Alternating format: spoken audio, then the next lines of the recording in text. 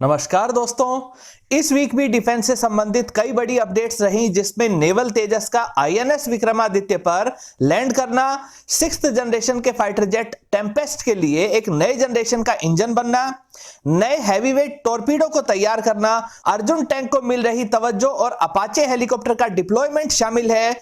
इसके साथ ही इजराइल में डिस्ट्रॉय हुए F-16 और चाइना व इंडोनेशिया के बीच हुए इश्यूज की पूरी डिटेल्स जानेंगे इस वीडियो में। नमस्कार दोस्तों, मेरा नाम है अमित और मैं स्वागत करता हूं आपका अमित अपडेट्स चैनल पर।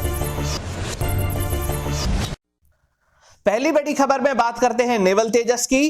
काफी सारे लोग ये सवाल कर रहे थे कि नेवल तेजस को बनाया ही क्यों जा रहा है। नेवी को एक पावरफुल ट्विन इंजन का फाइटर जेट चाहिए जो काफी पेलोड लेकर मात्र 200 मीटर के छोटे से डेक से उड़ान भर के मात्र 100 मीटर के अंदर ही अरेस्टिंग केबल के माध्यम से एयरक्राफ्ट कैरियर के ऊपर उतर सके। यह सब कुछ सिंगल इंजन वाले नेवल तेजस से करके डीआरडीओ व एरोनॉटिकल डेवलपमेंट एजेंसी ने साबित कर दिया है कि उन्होंने इस तरह की टेक्नोलॉजी को डेवलप कर लिया है।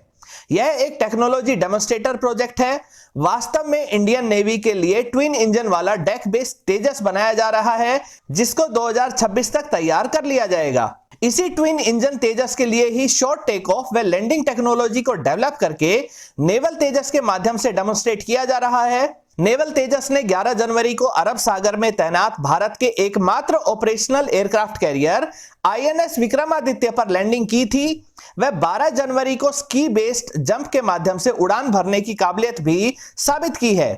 इंडियन नेवी ने साफ कर दिया है कि अगर ट्विन इंजन डेक बेस्ड तेजस टाइमलाइन के अनुसार तैयार हो जाता है तो नेवी इसे अच्छी संख्या में जरूर खरीदेगी।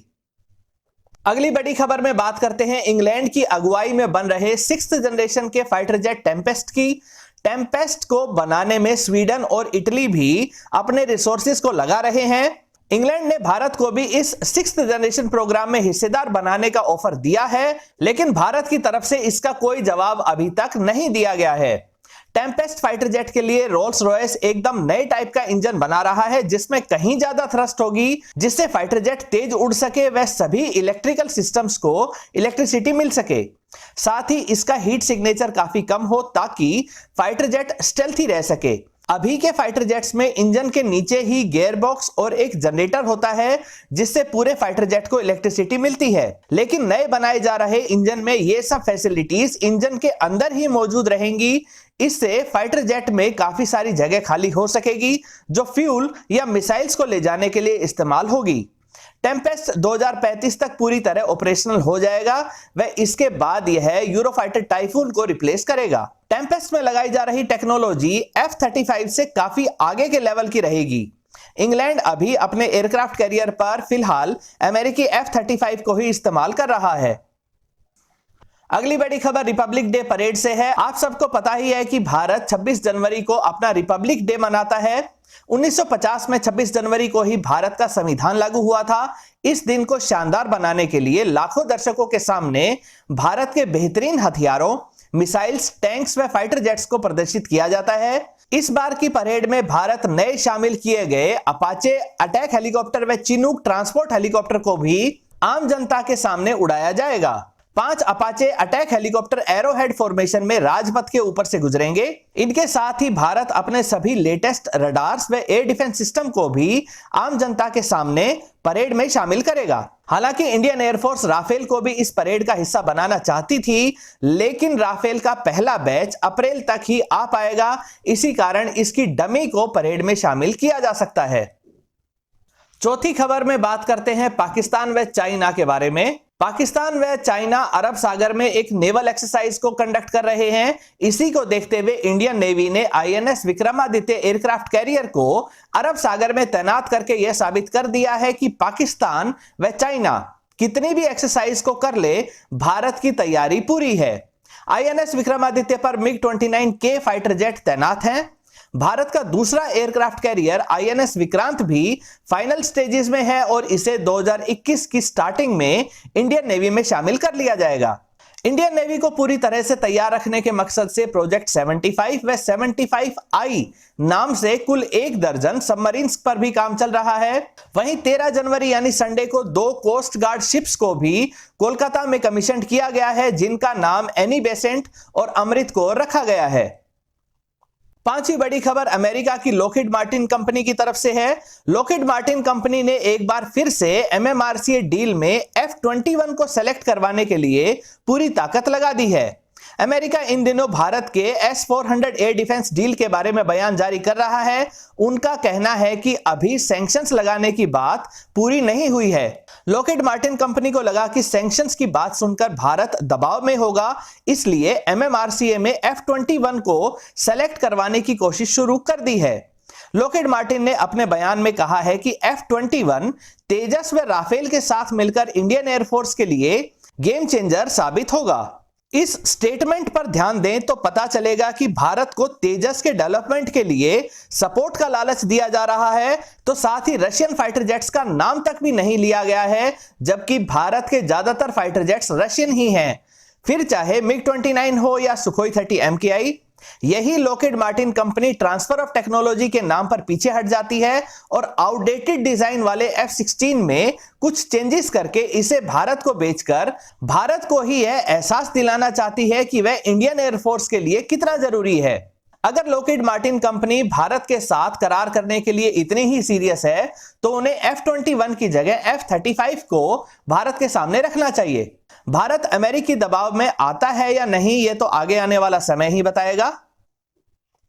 इंटरनेशनल डिफेंस की अपडेट्स की बात करें तो चाइना व इंडोनेशिया में मछली पकड़ने के लिए समुद्र की सीमाओं को लेकर विवाद हो गया है।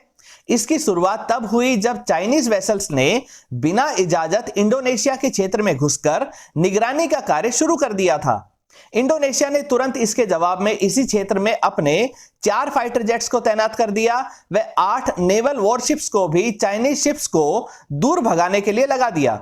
साथ ही इंडोनेशिया ने अपने मछली पकड़ने वाले मछुआरों को भी इंस्ट्रक्शंस दी हैं कि वो जाकर इसी विवादित इलाके में मछली पकड़ें व कोई चाइनीज जहाज उधर आता है तो तुरंत इंडोनेशिया की नेवी को खबर दें ताकि चाइनीज जहाजों पर कार्रवाई की जा सके।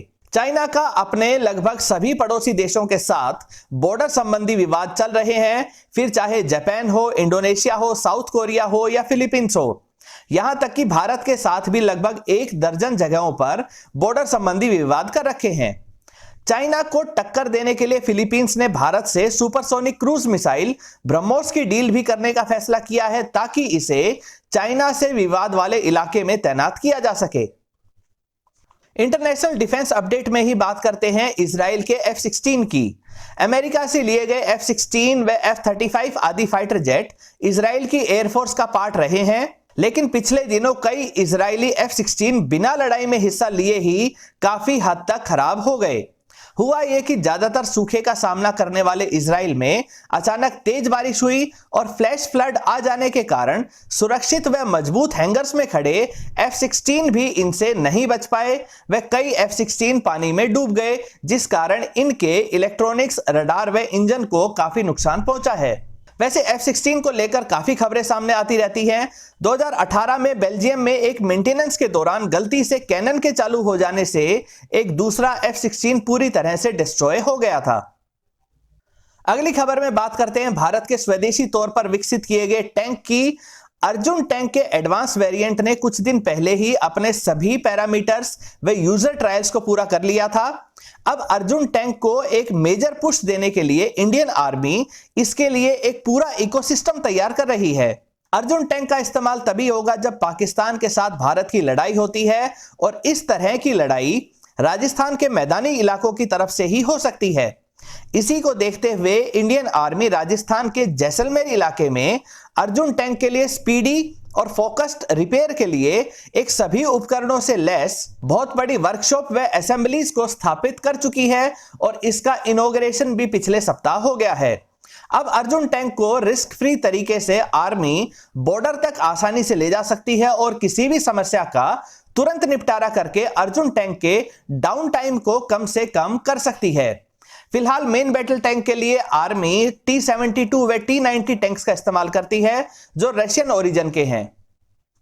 बात करें इंडियन नेवी में बढ़ते हुए स्वदेशीकरण की, तो यहां पर एक अच्छी खबर आई है कि फाइनली भारत उन गिने चुने देशों के ग्रुप में शामिल हो गया है जिन्होंने हैवीवेट टॉर्पीडो बनाने में सफलता पाई है। इस भारतीय टॉर्पीडो का नाम वरुणास्त्र है और 1500 किलो वजनी यह हैवीवेट टॉर्पीडो 40 किलोमीटर दूर तक दुश्मन के किसी भी जंगी जहाज या सबमरीन को अपना निशाना बना सकता है। 533 mm के डायमीटर वाले इस टॉर्पीडो की लंबाई 8 मीटर है और यह 250 किलोग्राम के वॉरहेड को ले जाने की क्षमता रखता है। इसकी स्पीड 40 नॉट यानी कि 74 किलोमीटर पर आवर है और इसे इंडियन नेवी के फ्रंटलाइन जहाजों व सबमरीन से लॉन्च किया जा सकता है। इसे डीआरडीओ की एक लेबोरेटरी यानी naval science and technology laboratory में तैयार किया गया है और इसके सभी तरह के यूजर ट्रायल्स, जिसमें शॉक, वाइब्रेशन, टेम्परेचर साइक्लिंग व मरीन एनवायरनमेंट टेस्ट पूरी तरह से सफल रहे हैं। इसमें बेहद advanced remote control guidance system, GPS based location aid भी लगा हुआ है। वरुणास्त्र हैवीवेट टॉर्पीडो का पहला बैच इंडियन नेवी को अगले 4 महीनों के अंदर ही मिल जाएगा। 10वीं और अंतिम खबर में बात करते हैं अपाची लड़ाकू हेलीकॉप्टर की। नए आर्मी चीफ ने ऐलान किया है कि 6 अपाची हेलीकॉप्टर पाकिस्तान से लगे बॉर्डर्स पर तैनात किए जाएंगे। ये अटैक हेलीकॉप्टर भारतीय फौज के लिए आगे का रास्ता साफ करने व दुश्मन के टैंक व आर्टिलरी को रोकने का काम करेंगे।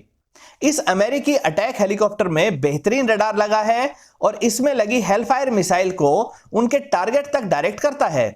साथ ही यह हेलीकॉप्टर मात्र 6 मीटर की ऊंचाई पर ट्री टॉप ऊंचाई का सहारा लेकर छुपा रह सकता है और फिर तुरंत अपने रॉकेट्स के माध्यम से अटैक कर सकता है। इसकी स्पीड भी ज्यादा है और यह बेहद फुर्तीला है। इसमें पायलट के हेलमेट से जुड़ी एक बेहद एडवांस राइफल लगी होती है जिसे पायलट अपने विजन के अनुसार किसी भी डायरेक्शन में पॉइंट कर सकता है। अपाचे खास तौर पर दुर्गम इलाकों, पहाड़ियों पर छिपे दुश्मनों के लिए इंडियन आर्मी की काफी सहायता कर सकता है। दोस्तों, ये थी सप्ताह भर की सभी बड़ी डिफेंस की खबरें। उम्मीद करता हूं कि आप सभी को अपडेट रखने में यह वीडियो सहायक रहेगी। दोस्तों, अगर इस वीडियो से संबंधित आपका कोई सवाल या सुझाव हो तो कमेंट सेक्शन में जरूर बताएं। साथ ही यह भी बताएं कि आपको यह वीडियो कैसी लगी। अगर यह वीडियो आपको अच्छी लगती है तो इसे लाइक करिए, इसे दोस्तों के साथ शेयर करिए और चैनल को सब्सक्राइब करना ना भूलें। नमस्कार।